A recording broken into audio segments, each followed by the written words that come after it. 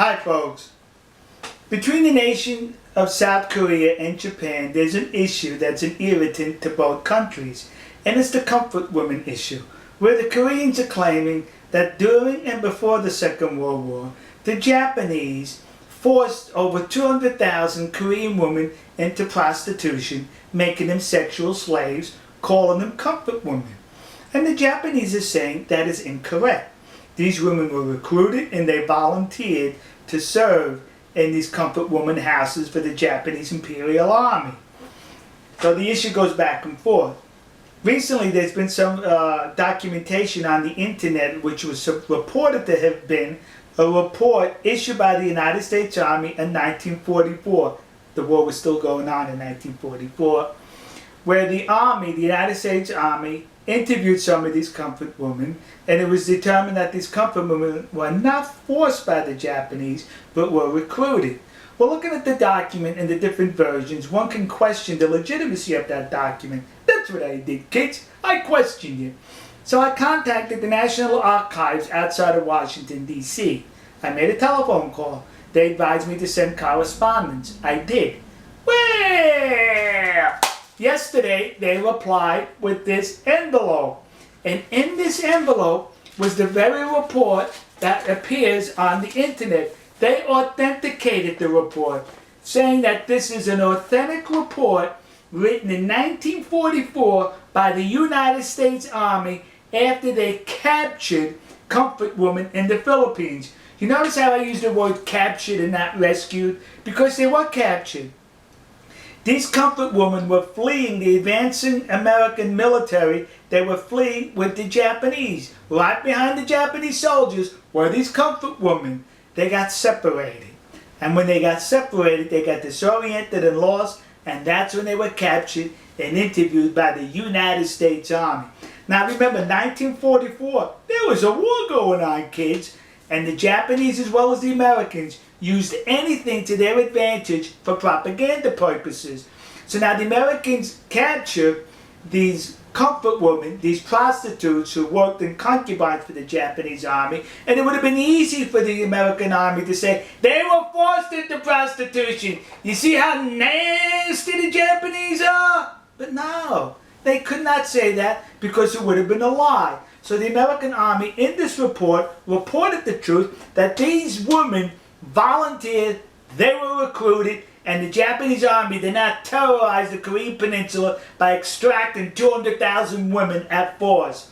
If there was 200,000 comfort women, they were recruited and they were well paid for their services. But what's interesting about this report is, it mentions in this report that these women were not pretty by Japanese or Caucasian standards. They weren't pretty. In other words, the United States Army is saying these women were ugly. That's it, kids. You know, next to the Yasukuni Shrine in Tokyo, there's a war museum. And when you go through the museum, it takes you all the way through Japan's military history, I think from pre-samurai, samurai, Edo, up into World War II. But you know what I did not notice as far as military equipment that I'm sure the Japanese Imperial Army was issued? Was these. How come they didn't issue they should have issued them 2 of these. Yeah! Because I bet those women were so ugly they were 2 baggers. One bag you put over the comfort woman, and one bag over the Japanese soldier. So in case the comfort woman's bag fell off, you still had your bag on your head. So am I making light of the situation? Yes. Because it's disgusting that people are exploiting this situation for their advantage. This report goes on to mention that the women enjoyed a whole lot of money to where they were able to buy clothes, cosmetics, and other stuff for themselves on their visits into town. Sexual slaves can do that? Sexual slaves make that kind of money? Some women were even allowed to go back home after they paid their debt off. Sexual slaves can do that? Some women were even complaining that their schedule with the Japanese soldiers was too tight, that they were not able to accommodate all the soldiers, and that saddened them that they could not have sex with all the soldiers. Sex slaves feel that way? The report also goes on to mention that these comfort women engaged in sports with the Japanese soldiers. They went on picnics. They went to entertainment. They went to parties with these Japanese soldiers. Sex slaves do that?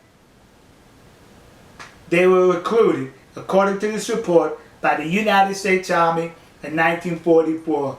So the discussions ended right here. We got proof that they were being recruited and were recruited. Now listen to me. Koreans currently are now plaguing the United States with these memorial statues or plaques dedicated to these comfort women, claiming they were forced into sexual slavery by the Japanese army. You're a liar. That did not happen. I'd rather call you a liar than the United States Army in World War II, who would have definitely used this for propaganda had it been the other way around. But they told the truth that these comfort women were recruited. So to the community of Nassau County, Long Island, New York, that community in New Jersey, and those idiots in Detroit who put up these memorials, you were suckered in by the comfort women hucksters. And to those dopes in the city council in Glendale, California, who recently approved to put up a statue to the comfort woman, the one that exists across the street from the Japanese embassy in Seoul, South Korea. When you put that statue up, would you do me a favor and be accurate? Put a paper bag over her head. Alright folks, we'll see you. God bless you. God bless America. God bless the nation you happen to be in. And to those poor Japanese soldiers who were just drafted by the military to serve and fight for their country, only to be confronted by comfort women which required 2 bags. One for you and one for the woman. To those Japanese soldiers, you should be seeking compensation from the Japanese government who recruited ugly women to serve in your concubines. We'll see you.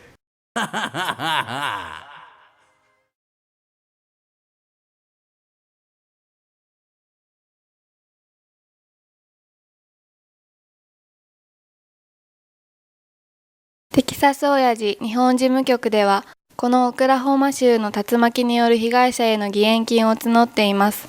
今回は日本人がこの被災者を助ける番です。